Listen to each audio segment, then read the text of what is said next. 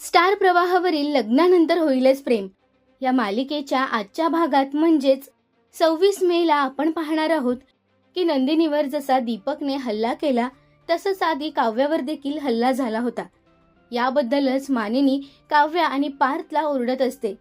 पार्थ, अरे हिला अक्कल नाहीये, पण तू सुद्धा इतकी मोठी गोष्ट लपवलीस काय ग काव्या? तुमच्या घरात पण तू असंच लपवाछपवी करतेस का?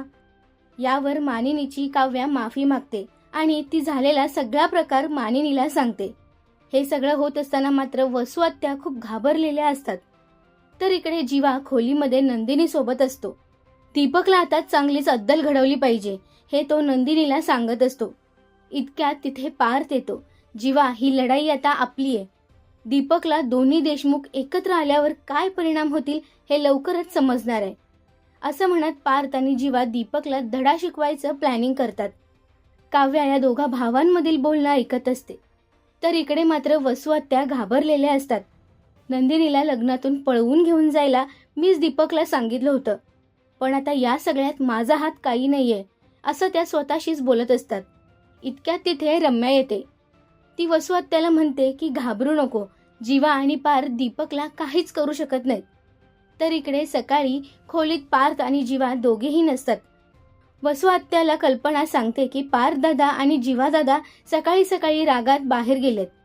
तर इकडे ही दोघं दीपकला अद्दल घडवायला आलेले असतात। वसू आत्या घाबरलेले असतात। दीपकने जीवा आणि पार्थला मारायचा प्रयत्न केला तर तो आपलं नाव सांगेल या भीतीने ती दीपकला फोन करून सावध करते।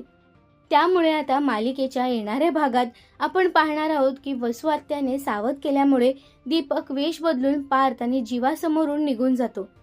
तर इकडे वसू आत्या सगळ्यांना बोलतात की तो दीपक चांगला नाहीये, तो विकृत माणूस आहे।